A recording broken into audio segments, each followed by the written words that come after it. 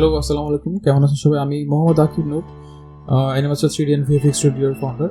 So গত tutorial আমরা দেখেছিলাম কীভাবে হচ্ছে আমরা রিগডলকে নিয়ে হচ্ছে জাম্পিং অ্যানিমেশন করতে পারি। আজকের অ্যানিমেশন আমরা দেখব হচ্ছে কীভাবে আমরা একটা হিউম্যানকে দিয়ে জাম্পিং অ্যানিমেশন করাতে পারি। সো আমি প্রথমে গুগল ক্রোমে গিয়ে আমি আমার রেফারেন্স ইমেজটা ডাউনলোড করে নিলাম। রেফারেন্স ইমেজটা আমি আমার নিজের ইচ্ছা মতো একটা ফোল্ডারে রাখবো। এরপরে হচ্ছে আমি শিফটে প্রেস করে রেফারেন্স থেকে আমি আমার ইমেজটাকে চুজ করে নেবো, যে ইমেজটা আমি মাত্র ডাউনলোড করে নিলাম রেফারেন্স হিসেবে। সো আমার ইমেজ ইম্পোর্ট করা শেষ রেফারেন্স হিসেবে। এখন আমি ইমেজটাকে প্লেস করে নিচ্ছি। তো আপনারা চাইলে হচ্ছে ইমেজের ট্রান্সপারেন্সি কমে নিতে পারেন। আমি কমে নিচ্ছি কারণ একটু বেশি অপাসিটি থাকলে হচ্ছে সেটা মোটামুটি চোখে লাগে। সো আমি রেফারেন্স ইমেজের সিলেক্টেবল অপশনটাকে ডিসেবল করে নিলাম, যাতে ভুলক্রমে আমার কখনো হচ্ছে সিলেক্ট হয়ে না যায়। এখন হচ্ছে আমি আমার রিগটাকে স্কেলিং করে একদম ফার্স্ট পোস্টটাতে হচ্ছে আমি একটা কি ফ্রেম দিচ্ছি। এবং মনে রাখতে হবে আমরা সর্বপ্রথমে ট্রাই করব আমাদের টোটাল অ্যানিমেশনের একটা লেন্থ দিতে। আমি আমার লেন্থ দিলাম হচ্ছে 90 কি ফ্রেম পর্যন্ত। এখন হচ্ছে আমাদের ফার্স্ট যেটা করা লাগবে সেটা হচ্ছে আমাদের ব্লকিং। আমরা সবসময় এটাই করি, আমরা সবসময় হচ্ছে ফার্স্টে ব্লকিং অপশনটা করে নিই। তো আমি কিন্তু আমার ভিডিওটাকে মোটামুটি একটু ফাস্ট করে হচ্ছে রিভাইন্ড করছি, কারণ ফার্স্ট করে হচ্ছে সামনের দিকে আগাচ্ছে। কারণ হয়তো অ্যানিমেশনের টাইমে আমাদের সবারই একটু স্লো করে হচ্ছে অ্যানিমেশনগুলো করার লাগে। তো আমি একটু ফাস্ট করে টানতেছি, আশা করি সবাই বুঝতে পারতেছে আমি কী করতেছি। এখানে হচ্ছে আমি সেকেন্ড পোস্টটাকে হচ্ছে আমি ব্লকিং করতেছি। ফার্স্ট পোস্ট কিন্তু আমার ব্লকিং করা ছিল 1 নাম্বার কিপে। সেকেন্ড পোজে সে যে বসে হচ্ছে যখন লাফ দেবে সেটার এক্সাজুরেশন, মানে সেটা হচ্ছে ভঙ্গিটা সে হচ্ছে করে নিচ্ছে। দেন হচ্ছে আমি 30 নাম্বার ফ্রেমে গিয়ে হচ্ছে আমি 3 নাম্বার পোস্টটা ক্রিয়েট করে নিচ্ছি। সো আমরা 3 নাম্বার পোস্ট দেখতে পাচ্ছি, তার পাটা কিন্তু হচ্ছে মাটি থেকে উপরে অলরেডি, সে কিন্তু অলরেডি এয়ারে ভাসতেছে। সেই ক্ষেত্রে আমরা যে রিগের মধ্যে কিন্তু আমরা রিগটাকে কিন্তু টেনে কিছুটা লম্বা করে দেব, যাতে হচ্ছে আমার রিগটাকে দেখে মনে হচ্ছে একটু রাবারি টাইপের। কারণ আমরা আমাদের অ্যানিমেশনে যত বেশি স্ট্রেট অ্যান্ড স্কোয়াশ ইউজ করবো তত বেশি আমাদের অ্যানিমেশনটাকে কার্টুনি এবং রিয়েলিস্টিক মনে হবে।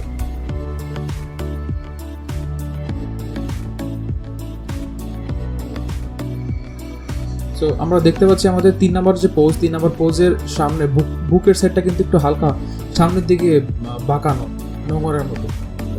সো আমরা সেই রকম করে নিচ্ছি। এবং পায়ের যে পোজ, আমরা পায়ের পোজটা দেওয়ার আগে এর আগের কি ফ্রেমটা আগের ব্লকিং এর পায়ের কি ফ্রেমগুলো হচ্ছে দিয়ে নিলাম।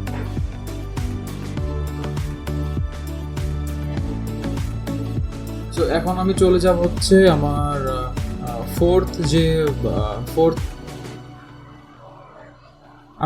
পোজে চলে যাবো। ফোর্থ পোজে কিন্তু সে অলরেডি মিড এয়ারে, তাই না? সো মিড এয়ারে সে যখন, আমি কিন্তু আপনারা খেয়াল করলে বুঝতে পারেন আমি কিন্তু আমার গত যে জাম্পিং টিউটোরিয়ালের রেফারেন্সটা কিন্তু ইউজ করতেছি, রাইট?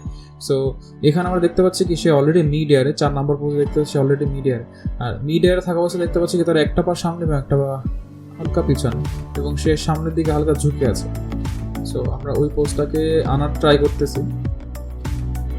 আমি আশা করি ব্লকিং এর প্রত্যেকটা পার্ট হয়তো আমাদের তো ভেঙে বোঝানোর কিছু নেই, এই জন্য আমি হালকা একটু ফাস্ট করেই টানতেছি টিউটোরিয়ালটাকে।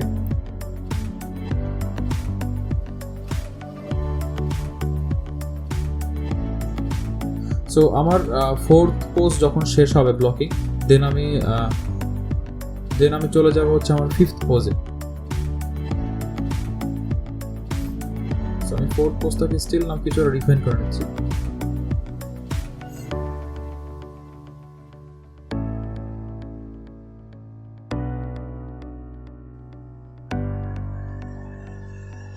তো আমরা যদি হালকা একটু টেনে দেখি আমাদের এই পর্যন্ত যে অ্যানিমেশনটুকু হলো, first, second, third and fourth, এই কয়েকটা ব্লকিংকে আমরা একসাথে করলে কিন্তু দেখতে পাই অলরেডি আমাদের কিন্তু মোটামুটি একটা অ্যানিমেশন এসে বসে। এখন আমি ফিফথ পোজের ব্লকিংটা করি। ফিফথ পোজে কিন্তু দেখতে পাচ্ছি কি তার পার্ট দুটো কিন্তু সামনে,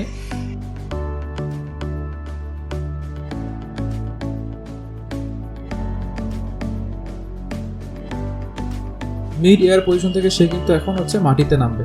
সো সেই ক্ষেত্রে আমি করলাম কি আমি হচ্ছে তার পা দুটোকে সামনে আগাই দিলাম, তার বডিটা কিছুটা সামনের দিকে কিছুটা হেলিয়ে দিলাম, পিছনের দিকে হেলিয়ে দিলাম, যাতে হচ্ছে মনে হয় যে ঠিক আছে সামনের দিকে লাভ দিচ্ছে, সামনের দিকে পড়বে, এখন ল্যান্ডিং করবে, এরকম একটা টাইপ।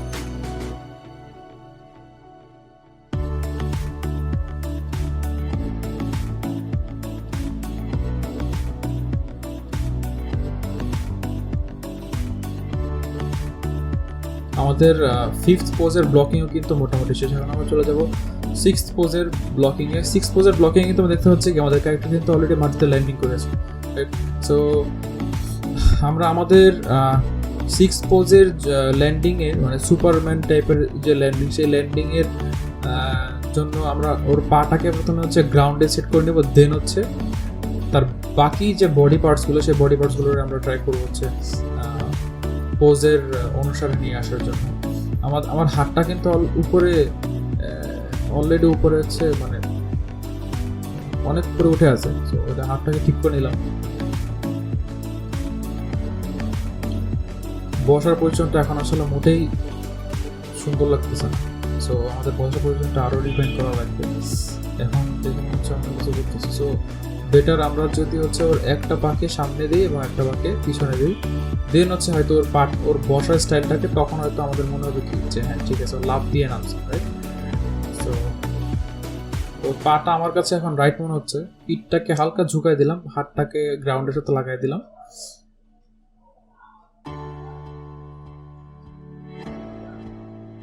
এবং আমাদের রেফারেন্স অনুসারে আমাদের রেফারেন্সে কিন্তু একটা হাত পিছনে, আমরা সবাই আরেকবার রেফারেন্স থেকে দেখি, সেরকমভাবে আমরা কিন্তু এই হাতটাকে পিছনে দিয়ে রাখলাম। এবং সবার লাস্টের যে পোস্টটা, আপনারা একটা জিনিস খেয়াল করে দেখতে হবে, আমি কিন্তু প্রত্যেকটা ব্লকিংয়ে প্রত্যেকটা পোজের মাঝখানে ইন্টারভেল রেখেছে 15 কি ফ্রেম করে। আপনারা চাইলে এরকম করে একটা ইন্টারভেল সেট করে নিতে পারেন যে আচ্ছা ঠিক আছে আমি মোটামুটি এত করে ইন্টারভেল নিব, হয় 10 করে, নাহলে হচ্ছে 15 করে, 20 করে। সো এটা টোটালি আপনার উপর, আপনি কত ইন্টারভেল নেবেন। আমি ইন্টারভেল নিয়েছি হচ্ছে 15 কি ফ্রেম করে, আমার কাছে পারফেক্ট মনে হয় 15 কি ফ্রেম।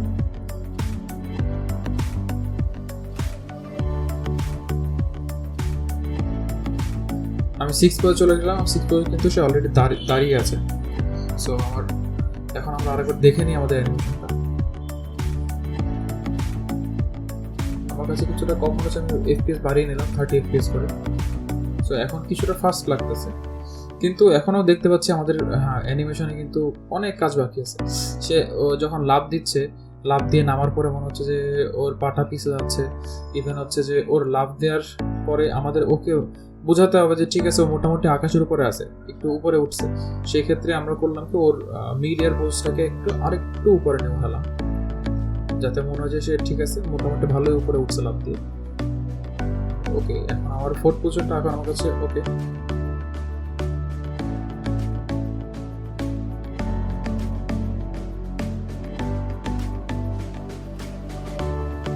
সো আমি কয়েকবার দেখে নিচ্ছি, আপনারা এরকম আপনার ব্লকিংগুলো শেষ হয়ে গেলে কয়েকবার দেখে নিতে পারেন ঠিক আছে আমার অ্যানিমেশনটা কতটুকু ঠিক আছে কি না।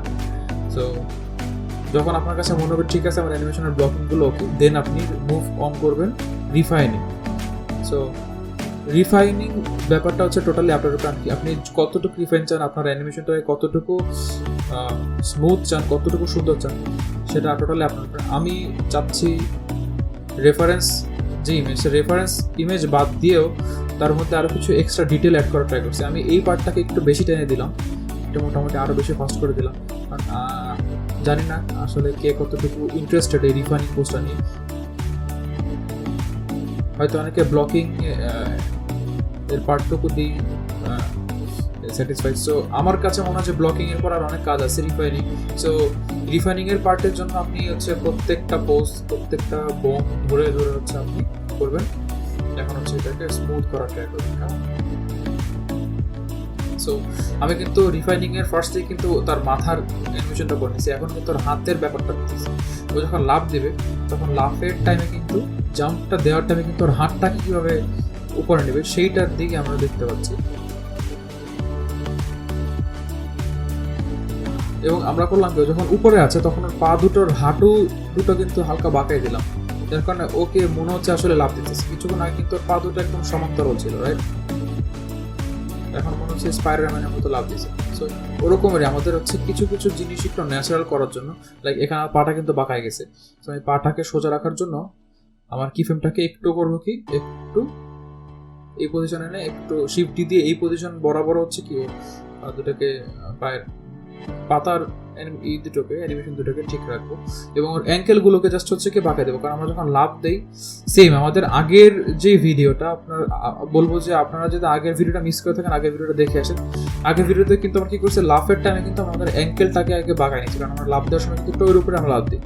সো আমাদের কিছু বডি মেকানিক্স নিজেদের বুঝতে হবে যে আমি নিজে কীভাবে লাভ দিই। লাগলে আপনি নিজে কয়েকবার লাভ দেন, লাভ দিয়ে হচ্ছে আপনি ট্রাই করেন, দেখেন মনে হবে বুঝতে পারবেন যে আপনার লাভটা কীভাবে দিচ্ছেন।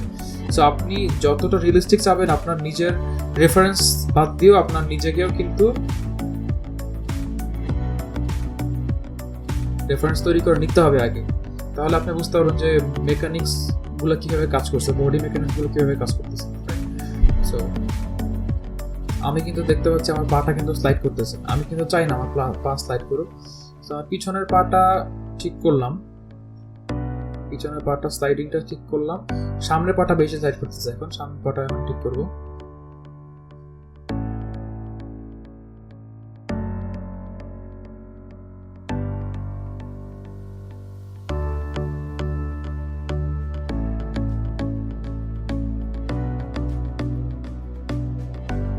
হাঁটুটা দেখে কিন্তু মনে হচ্ছে হাঁটুটা বাঁকায় ভেঙে গেছে, তো হাঁটুর ব্যাপারটা ঠিক করতে হবে।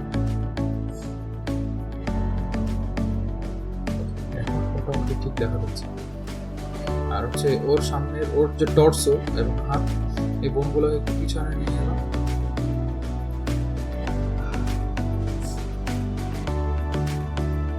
তো আমার এখন ল্যান্ডিংটা ওকে লাগতেছে। আমি করলাম কি ল্যান্ডিং এর আগে টর্সোটাকে একটু টেনে বড় করে দিলাম যাতে আমার স্ট্রেচের ব্যাপারটা খুব সুন্দর করে দেখা যায়। স্ট্রেচটা যত সুন্দর দেখাবে আমার অ্যানিমেশনটা কিন্তু তত সুন্দর হবে। স্কোয়াশ স্ট্রেচ, আমি কিন্তু বারবার এই জিনিসটাই বলি, আপনারা স্কোয়াশ স্ট্রেচ এই রুলটা ফলো করেন, আপনার অ্যানিমেশন 90% সুন্দর আসবে। 90% অ্যানিমেশন আসলে আপনার স্কোয়াশ স্ট্রেচের উপর ডিপেন্ড করে।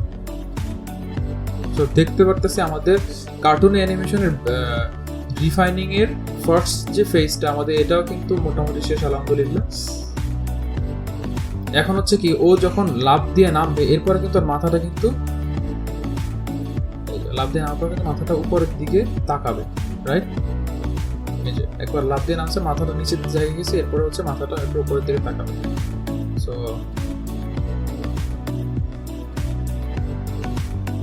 ওকে, আমি এখন আবার হচ্ছে হাতের ব্যাপারটা ঠিক নয়, আমার মনে হচ্ছে কেন জানি হাতটা মনে হয়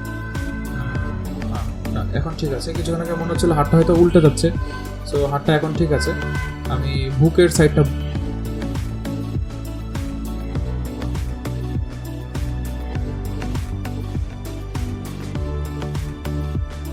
আমি মাথাটাকে হচ্ছে টেনে একটু উপরে উঠিয়ে দিলাম যাতে মনে হয় যে লাফ দিতেছে যখন তখন মানে ওর এক্সাজুরেশনটা কিন্তু আসলেই লাফের মতোই মনে হচ্ছে, রাইট?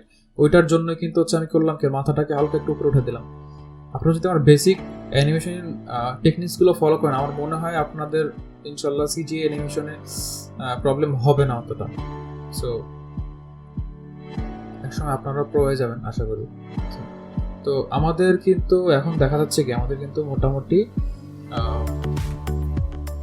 অ্যানিমেশনের পার্টটা শেষ। এখন আমি লাস্টে করবো কি ওর মাফলারটাকে হচ্ছে অ্যানিমেট করবো। আমরা দেখতে পাচ্ছি যখন লাভ দেবে তখন ওর মাফলারটাও কিন্তু অ্যানিমেটেড হবে, তাই না?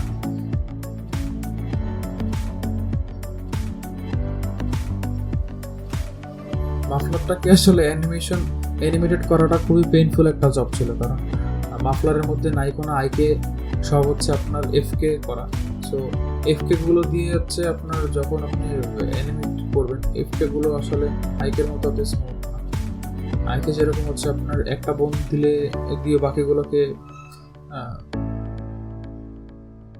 কন্ট্রোল করা যায়, এটা সেরকম। সো মাফলারটাকে একটু আপনার হাত দিয়ে কাস্টমাইজ করে হচ্ছে অ্যানিমেট করা লাগবে, আপনার নিজের মোশনটা বুঝতে হবে, ঠিক আছে? ও যখন লাফ দিবে ওর মাফলারটা কিন্তু উপরে উঠে কিন্তু ওর মুখের মধ্যে লাগবে, এরকম টাইপ একটা অ্যানিমেশন। সো আমি দেখতে পাচ্ছি কিন্তু আমার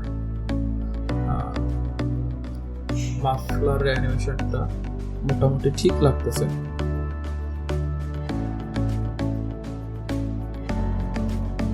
আরেকটু ঠিক করে নিলাম, বেটার লাগবে। ওকে, আমার মনে হয় যে মাফলারটাকে যদি আমি একটু টেনে লম্বা করে দিই, এটা মনে হয় খুব ভালো লাগবে।